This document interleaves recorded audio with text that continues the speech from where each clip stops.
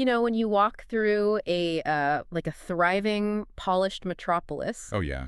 beautifully paved streets, massive glass skyscrapers, reliable transit, it is incredibly easy to just look around and think, wow, whoever is in charge here did some really great urban planning. Right. You assume someone smart is at the wheel. Exactly. And conversely, when you see a struggling, marginalized city, a place that's, lacking basic infrastructure, it's almost human nature to assume the opposite. You think, well, somebody local really dropped the ball there. Yeah. Bad management, corruption, lack of resources, that kind of thing. Right. But what if that basic assumption is entirely wrong?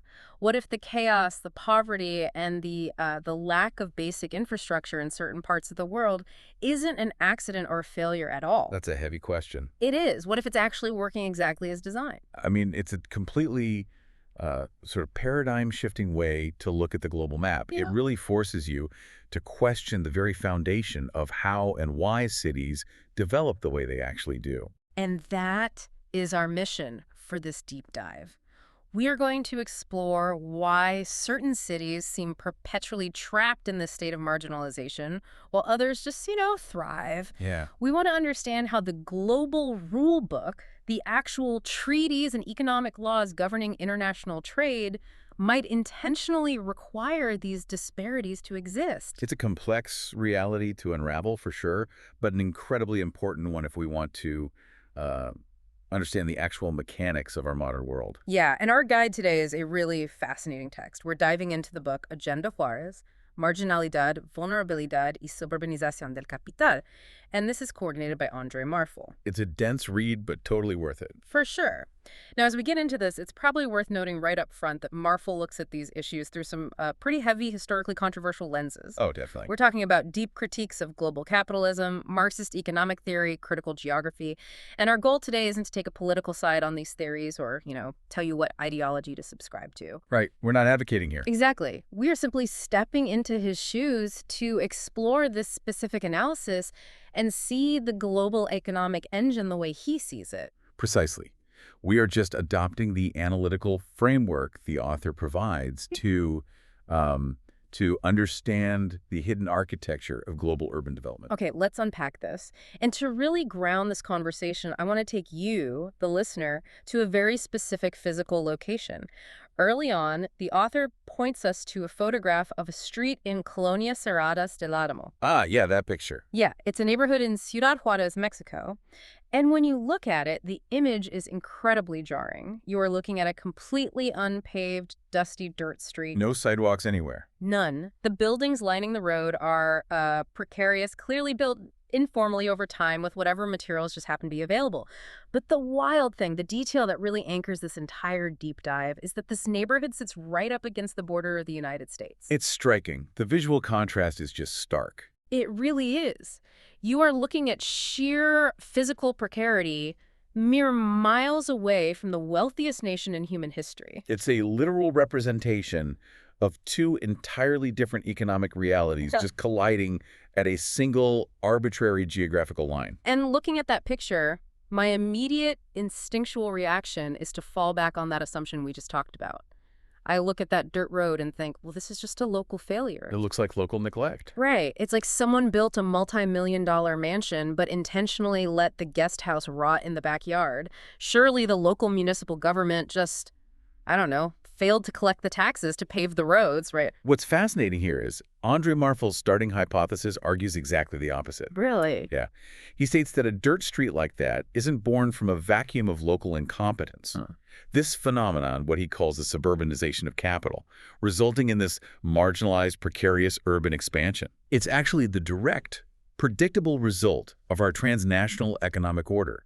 It is an intentional mechanism of what geographers call uneven geographic development. Wait, I want to make sure I understand the word intentional here. Are you saying the broader global system actually needs that street in Juarez to remain a dirt road? In a structural sense, yes, absolutely. Wow. To understand why, Marfull draws a sharp contrast between formal urbanism and informal urbanism. Wealthy cities, the ones characterized by formal urbanism, they have the immense resources required to plan out zones, pave miles of sidewalks. Build hospitals, maintain electrical grids, all that stuff. Exactly. But working-class industrial border cities like Ciudad Juarez are fundamentally structured differently. They exist to absorb the human and environmental costs of manufacturing cheap goods for those wealthy cities. Okay, break that down for me. How does manufacturing a good for a wealthy city physically prevent a border city from paving its own roads? I mean, shouldn't industry bring money? You'd think so, but it comes down to the mechanics of how transnational capital actually operates. Investors from the global north cross the border into places like Juarez to build massive manufacturing plants, known as maquiladoras. Right, maquiladoras. Yeah. And their primary goal is to take advantage of significantly cheaper labor and, looser regulations. But, and this is the crucial part, these multinational corporations often operate within special economic zones. Oh, I see where this is going. Right, or under agreements where they avoid paying the kind of substantial, localized corporate taxes that would normally fund municipal infrastructure.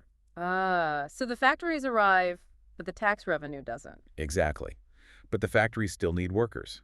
So hundreds of thousands of people, often internal migrants from poorer southern regions, flood into the city seeking these factory jobs. So the population just explodes. The city experiences massive, rapid population growth. But because the transnational capital is actively avoiding heavy local taxation, the municipal government has virtually no revenue to build the housing, the paved roads, the sanitation systems. Or the schools. Right, none of the things required for this massive influx of human beings. So the people have to just figure out themselves. Precisely. They build their own shelters informally. They live without paved roads.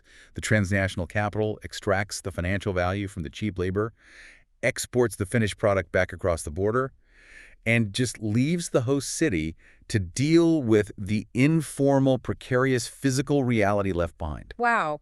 So the dirt road in Juarez is quite literally subsidizing the perfectly paved road in the wealthy city across the border. Yes. The cheap production costs over there allow for wealth accumulation over here. That is a staggering way to look at geography. It really reframes everything. It does, but it immediately makes me wonder, how did a system that legally permits and honestly even encourages this kind of disparity come to be? We live in an era that constantly talks about global human rights, the United Nations, international law. How is this legal? Well, to figure out how this became the legal standard, we have to mentally move from the dirt streets of Juarez to the polished floors of the institutions in Geneva and New York that actually write the global rulebook. Okay, take us there. Marfull references the work of international jurist Rafael Casado-Regon, who points out a massive contradiction. We live in a highly unpredictable, unstable world. We are dealing with massive environmental decay, organized crime, forced migration, Yeah, it's a mess. and yet our legal systems seem entirely incapable of fixing it. So if we have all these brilliant diplomats and international courts, why is the system fundamentally unable to correct this uneven development? Because, according to Casado-Regon and Marfull, most people have a fundamental misunderstanding of how international law actually functions in practice. They highlight the critical difference between public international law and transnational private law. Okay, what's the difference? Think of public international law as things like the United Nations, Universal Human Rights Declarations, or, global environmental goals. The big, noble stuff. Right. These are largely aspirational. They rely heavily on the goodwill and voluntary cooperation of sovereign states. It is morally very strong, but legally, it's incredibly weak. It's essentially a very formal suggestion box. I mean, you can declare housing a human right, but you can't necessarily force a country to build it. Exactly. It completely lacks enforcement mechanisms. But transnational private law, that is a completely different beast. Okay. This is the legal framework driven by regional economic alliances and trade institutions.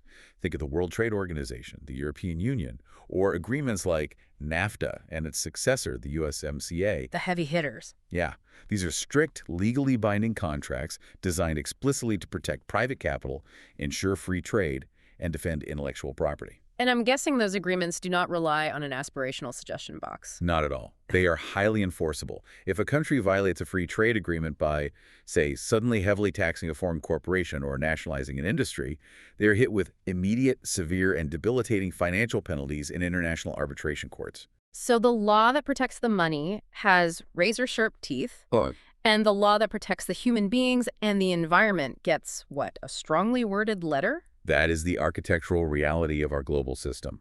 And Marfull actually traces the historical timeline of how this hierarchy was cemented. It really began in 1944, at the Bretton Woods Conference. Okay, right after World War II. Exactly.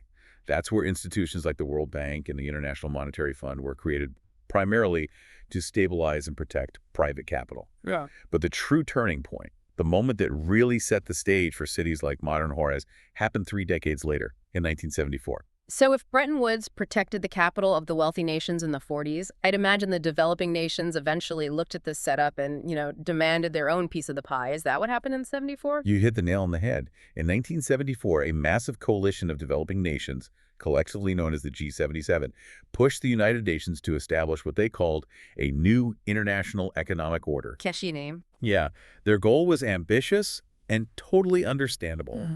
They wanted to share in the global wealth through a massive coordinated push for industrialization in the developing world. Makes sense. They demanded technology transfers, they wanted the factories relocated to their shores, and they essentially wanted a fast track to catch up to the economic prosperity of the West. Wait, on paper, that sounds incredibly empowering. They were literally asking for the factories and the jobs. No. Wasn't that supposed to be the great leveling of the playing field? It was supposed to be, but here is the profound, dark twist that Marfull highlights in his analysis.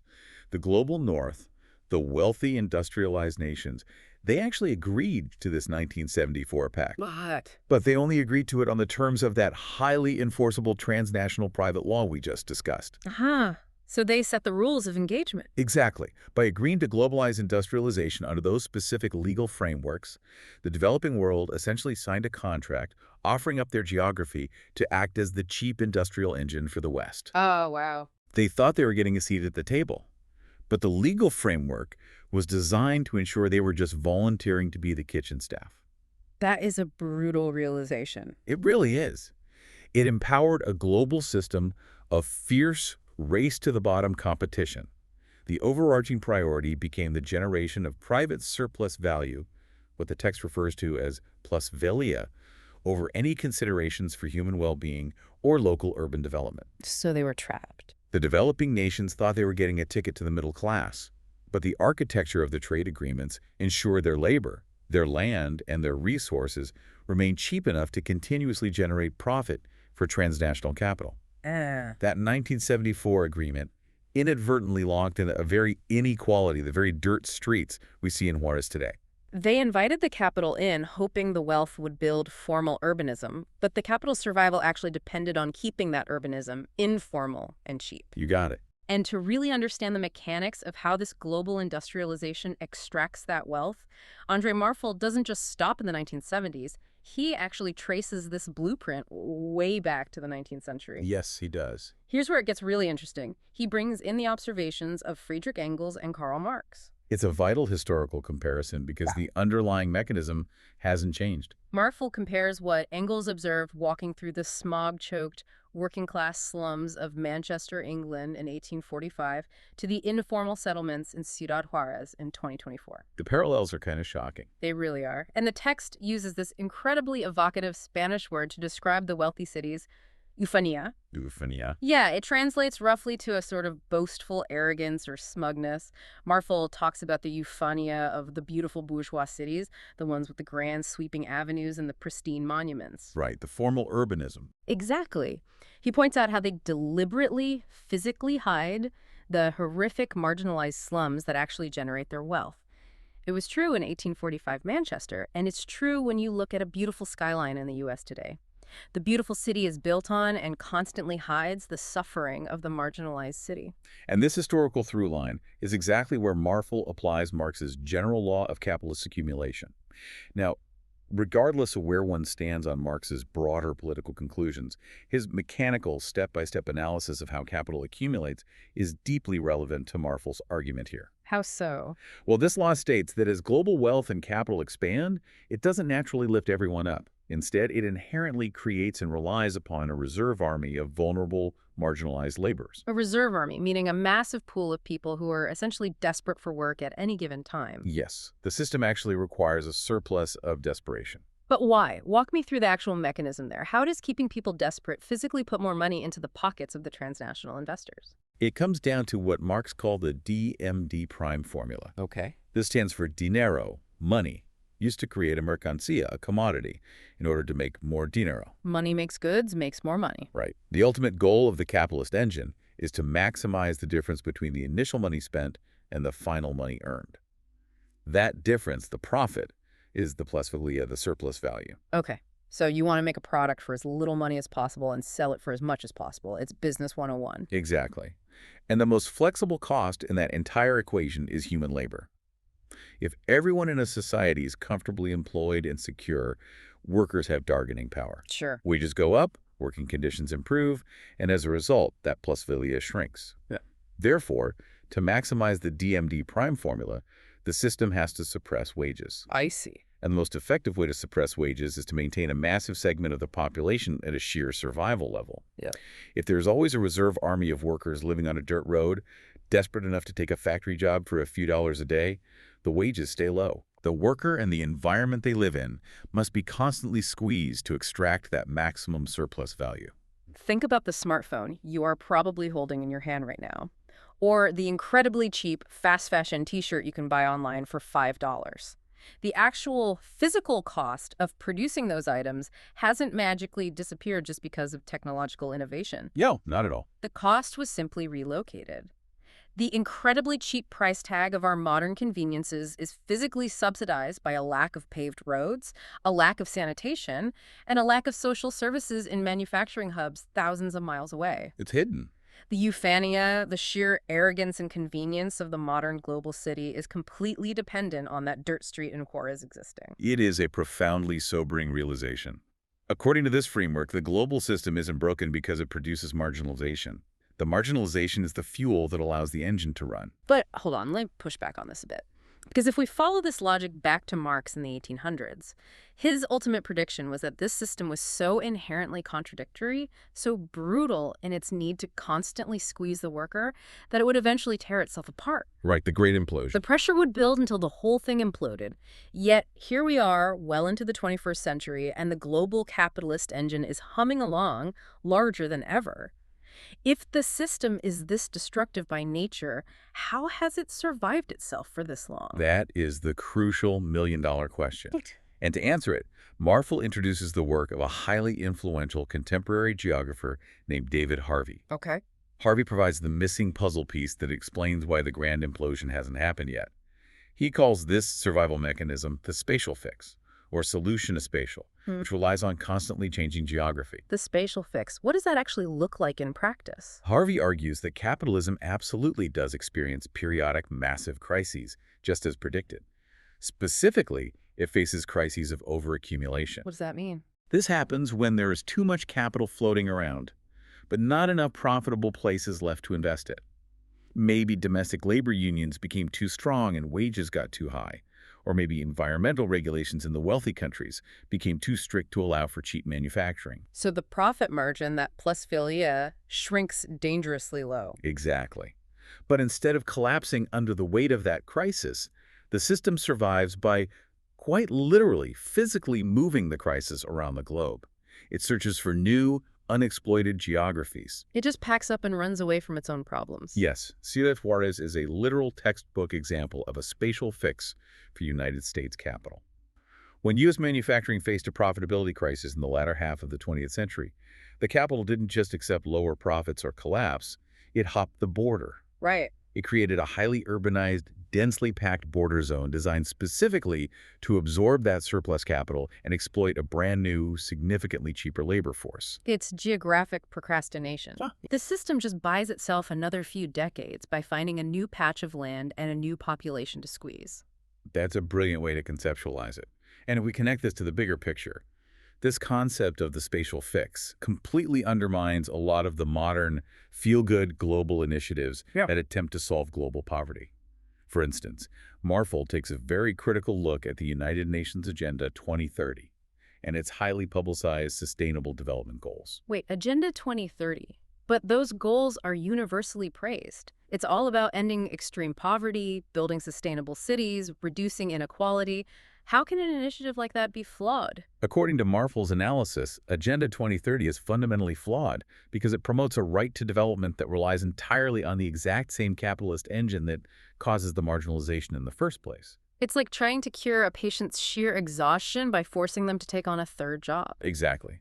The proposed cure, more capitalist development, more foreign investment, more integration into global markets, is the very mechanism draining the patient. Unbelievable. Agenda 2030 assumes we can just plan and invest our way out of poverty, completely ignoring the fact that the enforceable transnational private law we discussed earlier actually requires uneven geographic development to function. You can have all the beautiful UN declarations about sustainable, equitable cities you want, but as long as the underlying economic engine requires a spatial fix of cheap labor and unregulated land to maintain its profit margins, cities like Juarez will continue to be marginalized by design, not by accident. Right. The aspirational law is simply outmatched by the law that protects the money. Precisely. The Agenda 2030 goals operate in the realm of that weak, voluntary public international law. Meanwhile, the actual physical development of the world, where the concrete is poured and where the dirt roads remain, is being dictated by the ironclad rules of transnational private law, which answers only to the logic of accumulating surplus value.